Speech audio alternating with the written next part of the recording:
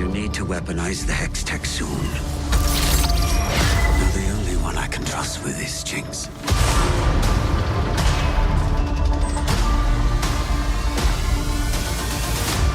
Threat of the Undercity is real. War is coming. You've let the problems fester too long.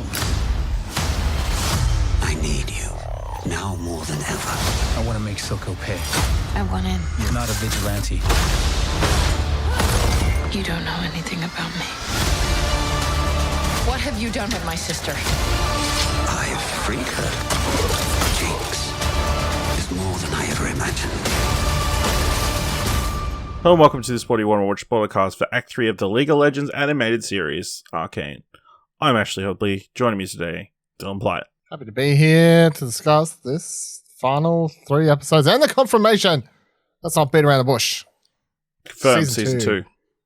Spoilers. You know, is that a spoiler to reveal the second season? According to Loki fans, it was. It was, yeah. I guess it's been a couple of days since, so, you know. Yeah. Please be aware we will be discussing anything and everything about top themes and ending of this season. So if you haven't watched it, come back later. It's available on Netflix. Let's jump into it. Of course, Arcane, created for TV by Linke, Alex Yee, directed by Pascal, Charrue, and Arnold, Delord, story by Linke, Alex Yee, Connor Sheehy, Ash Brannon, based on League of Legends by Riot Games. We got episode 7, The Boy Saviour, written by Nick Luddington, Oil and Water, written by Ben St. John, Mollie St. John, and episode 9, The Monster You Created, written by Linke and Alex Yee, starring Hailee Steinfeld, Ella Purnell, Kevin, Alejandro, Katie Leung, Jason Spisak, Toks, Olagundoye, JB Blanc, Harry Lloyd, Mick, Wingert, and Remy. Dylan, obviously we get a lot happen in these 3 episodes. What did you think of the final act of season 1 of Arcane? This show never went bad. It held strong through to the finish and very strong, dramatic, classic cliffhanger. Not even classic, but like a cliffhanger, which yep, I was the like, classic cliffhanger of mentally challenged girl fires a giant powered rocket at the council in charge of everybody. Classic.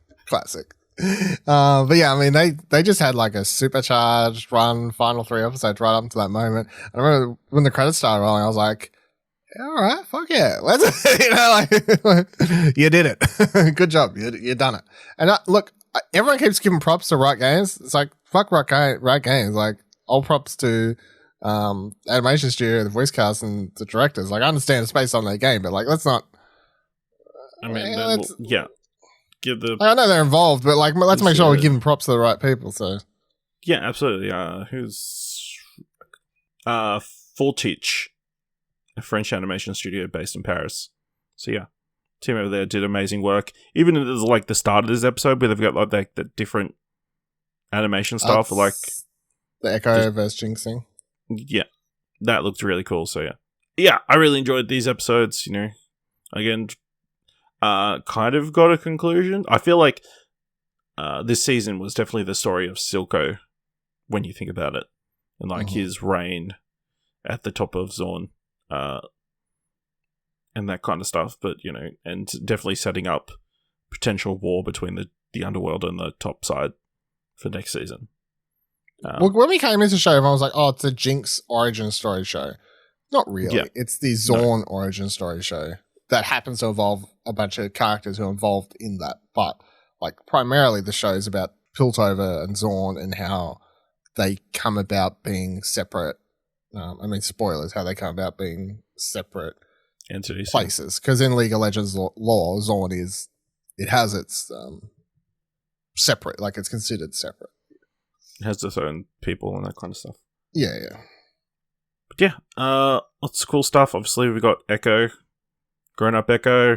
You know, you called it at the end of last episode that was Echo in there, and you know he was. You know, I love that scene where he's like acting all brash with V for the first second, and then you know V just undoes the handcuffs, gives him a big hug. You know, he's a big softie. Sheds a tear. Yeah. there's a lot here to unpack. What interested you the most in these 3 episodes? The romance I never got, and then just the continued sort A lot more sexual this. I think this series was a lot more sexual than we thought. You know, obviously we had Jace having his sex scene, and then he's got Mel's mum come in, naked, and then I feel like there's somebody else that we saw. May have been, but yeah, I mean when they Caitlin has like a shower scene. Yeah, I don't know if that counts. I mean, it's just. I mean, I'm sure it made fanboys happy, but. But no, I definitely like started getting I was like full ship nation for Kate and Vi, like pretty fast, like during Act 2. I'm pretty sure there already was a big. There was already a thing, but like as far as like this show's version of those characters and where that was going, I was like, yeah. But I was like, am I just reading into this too far? And then I don't think so. They're like laying on the bed, and I'm like, he's awfully close. Well, when they were in the brothel earlier in Act 2, you know, she wasn't talking to guys; she was talking to girls. So the show does an annoyingly lot of hey without actually wanting to like commit. We still want to be able to be shown to China. That's true. That might be the big this sort of bullshit. The thing holding it back. Yeah. So I definitely got into that because I said before, like Kate's one of my favorite champions. And I really like the portrayal of both these characters, and I'm a sucker for a good romance when done correctly. And I kind of like they have like a teen rom-com sort of feel to their sort of, because I mean everyone in the show is still like young adults or whatever. I really like that direction. But I mean, prominently the main thing of interest through to the finale was still just the Jinx vs. Vi, the sisterly sort of trauma thing, especially when you come down to the last 15 minutes of the show and the Alice in Wonderland scene, or however you want to call it. Like that was just a lot. So through to the end, and how Vi doesn't really she never gives up right until the final moment. She's still trying. And Jinx is just too far gone. So we never get the reunion that I thought we were going to get at the start. I'm seeing a lot of theories about people being like, "Oh man, Jinx has been controlled by these other characters," and like, this. I mean, no, because she pretty much almost dies fighting Echo. And we get a hint at like his time travel ish powers in that fight, right? Yes, that's Like he gets shot and then he rewinds time. Yeah, basically is how it implies. Beautiful animation of that, like cut, like throwback to them playing around as kids. Fantastic animated and that kind of stuff. And then throwback to Squid Game. It reminded me of the Squid Game in the final episode where they have a game. No, I'm joking. where they're shooting at the people. Yeah, okay. Sounds like Squid Game. But obviously Jinx blows them both up. Pretty much. And Silco drops everything to try to save Jinx and goes to Singe, who we hadn't seen those two interact since the first couple of episodes. And then Jinx gets pumped full of shimmer to try and save her life, so that she suddenly gets super speed and all this other stuff, and like I guess her mental faults are like exacerbated.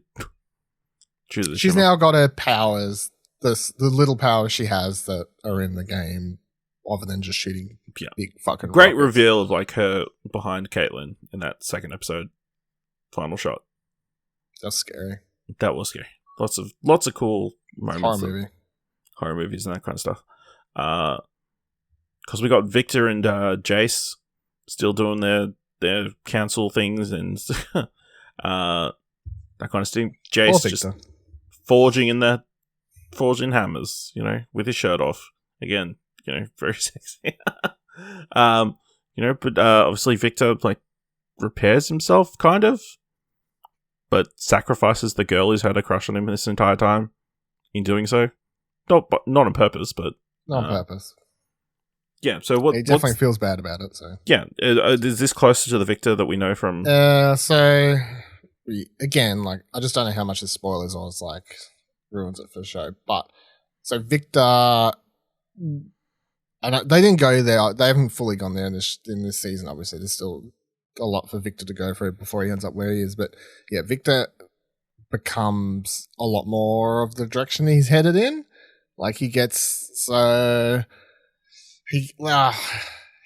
someone who thinks that by turning everyone else into hex tech versions similar to him, that's what's best for society.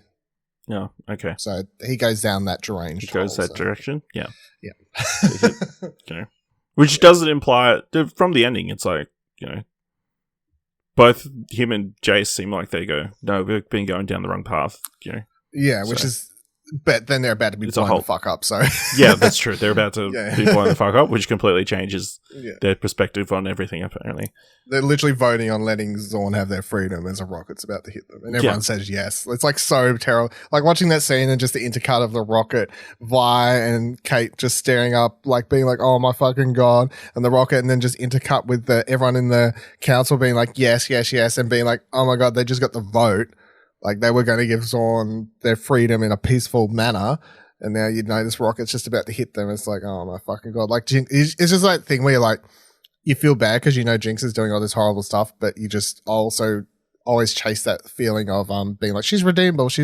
Like, she's had she's got all this trauma and like she needs, the right help, and Vi can do that, blah, blah, blah, blah. And then you get to this, you're like, fuck. Yeah. Of course, so we get Heimerdinger, walking the streets trying to be a good dude, and like people turn him away and stuff until he comes across Echo. That was a fun little connection. I feel like him telling him that his hoverboard is pretty shitty design. Yeah, and Echo being like, no, it's not. It's done like that on purpose because blah blah blah. Yeah, whatever, and obviously take him back to secret base. Were the Fireflies anything, or the bugs? I don't. Not that I know. Nothing that from my knowledge. No. Okay. I'm sure there's stuff in here from more recent League stuff that, because I haven't played prominently in years, and I definitely haven't kept up with all the new characters lore and a bunch of the lore changes that they've done to the just the background lore. I'm sure there's stuff I'm missing, but yeah, I don't know. No. But yeah, really cool design for that secret base that we got to see for a little bit. The final confrontation between V and Silco and that, it definitely felt Joker-esque, I feel like, is the one that comes to mind. Even obviously the pulling of the plate, the lid off the plate, it's like, what the hell has she done? It's just a cupcake. Yeah. Built up the tension, edited perfectly. She's like that, she's like, I think she says, I'm not that insane or something like that. Yeah, and then, it turns out she kills Silco. By regrets it automatically. Regrets it, yeah. Yeah. Really good. It's weird. This show also does a good job at revealing that, although Silco is definitely a bad guy, that he's obviously has a part of him that desires this family that he's found in Jinx. You understand he definitely has actual love towards her in a sort of fucked up way in which he's tricked her, and manipulated her, but also he does care about her to some degree. So yeah, it's interesting bunch of multi-layered characters. Yeah, absolutely. Yeah. So we also get Jace swinging his hammer and V with the big fists. Murdering a child. Wasn't the direction I was expecting this show to go. No. Straight away it had to be a child. That's the child of one of the bloody underworld's heads, as well. It's interesting, sets up, them trying to overtake Silco, and him murdering them all. Yeah. Really good. Was there any other things you picked out that you want to talk about? We did see a clawed figure in a I'm sold now, so yeah. It might not be Vander, but no, yeah, I'm pretty sure that's Vander. I'm sticking with the Warwick theory. I'm locking that in for next season. Seeing Jace switch the hammer between the forms, I thought that was pretty fucking cool. Because I guess for people, especially if they haven't played the game, and he just comes in with the hammer, and you're like, "What's so cool about this hammer, bro?" or whatever. And then he uses like all of his moves nearly in the game. Like he does, like he activates the shield, he switches its form, and then shoots. He doesn't create a gate like a barricade, which you can do in the game as well, but he does a lot of his moves. And even Vi, like a couple of her punches were obviously the way their forms were sort of similar to how some of her attacks in the game. So there was like some nice fan service amongst it without it being super prominent. It was just like naturally sort of good to see. And of course Jinx at the end uses her ultimate, so it's but not in a good way. No. At all. I'm trying to think of something else I noticed. No, I don't really know. There was a lot. There was a lot happening in these 2 episodes. Yeah. Lots of cool things, and that's not even getting into the whole. Like, and they leave so much open for the coming seasons of the show. Like, you can tell they have big plans for everything. Like, especially when you introduce Mel's mum and Noxus and all this other, like, a completely, like, that's how you can tell. Like, to a degree, I know this is like, again, this is like one of those sort of redundant sort of, it's the souls of whatever, like, sort of comments, but the show has an almost Game of Thrones type feel to it when you spend an entire season in one city or one area, and then all of a sudden in the last episode or 2 episodes, whenever she's introduced, and suddenly you're seeing flashbacks into a completely different part of the world who dress differently, have a very different culture, are built differently. Like, it really helps expand the notion that the universe inside the League of Legends is very varied, with different cultures around the world and who focus on different things, and all these places have their own rich backstory and characters and things they're teasing. It's like, well, who's Mel's brother? Who's the person that he upset so much that he had to get killed, who's now apparently after Mel? Like, is that teasing something? Are we going there? Like, are we going to go to different continents and places in the future of the show? Like, like there's a lot going on and set up in this last act. Yeah, absolutely. I think, but I think we're all grateful that, it's been confirmed this is season 2. Just not 2022. It's going to be a while away, so I think that's the only unfortunate thing. But yeah, what would you hope for from season 2? War between the two? There's 2 sides? I mean, it's got to be war to a degree, or some sort of battle. I don't know how many counselors survive? Is it just None? Jace? Jace and Mel, right? Yeah, maybe probably. one other, so it doesn't just seem weirdly just the 2 that we care about. But Caitlyn's mom's dead for sure. Yeah, I was like her. Yeah, I'm saying. Well, fuck it. Well, sure. I'm gonna say Jason Mel, maybe someone else, but just Jason Mel would be the thing that makes sense for dramatic reasons. Does he have his hammer there? Do you remember? I don't think so. I was about to say, because if they randomly decided to say he had his hammer there in the background somewhere, he hits the missile away and everybody's safe. No. Like, he activates his shield with it. Yeah. And protects himself, Mel, and actually no, we need to say that Victor survives as well. Because he's there. He was there, yeah. He was there too. So Victor, Mel, and Jace survive because Jace grabs the hammer and puts the shield up. Yeah. That'd be a good way to do it. I mean, if he quickly looked out the window and saw it coming and then quickly just reached for the hammer, it's not too unrealistic. It fits inside the universe and what's happening, so yeah. Other than that, some sort of battle, but it's like, Jinx isn't going to die, Vi isn't going to die, so you need to envelop something else. And then I'm going to say that some sort of, they're going to have to build a lot more in the outside universe and Mel's mom and what they're going to introduce there and whatnot and other things that are going on. And then you're going to have to slowly creep towards the direction where there's a lot more experimentation and weird shit happening. With a combination of hex tech and once the lid's lifted off that, people are just freely sort of fucking around with it. More people get their hands on it, so that's sort of where we're going. Yeah, but they're doing a lot of stuff I don't really even... it's hard to guess. Yeah, it is hard to guess. Again, hopefully we get like some sort of conflict. I guess Vi and Jinx will be a thing throughout the next season as well, but it definitely seems like they're expanding the focus away from them potentially, which is good. Hopefully we see a few more champions and that kind of stuff, and like I hope Heimerdinger saves the day. Let him do some fighting, some saving. I can't wait till we see the scene where the person who's like anti-weapons and stuff just begins making his little turret weapons and shit randomly. Like, what pushes him down that road? That's going to be an interesting turn. Yeah, absolutely. Anything else you want to talk about, Arcane? No, it was really good. One of the biggest Great work. surprises of the year, Yeah. I think, for a lot of people. So, Yeah, absolutely. All right, let us know what you thought of Arcane Act 3 or the series as a whole by going to explosion.com/Twitter or jump into a Discord at explosion.com/Discord.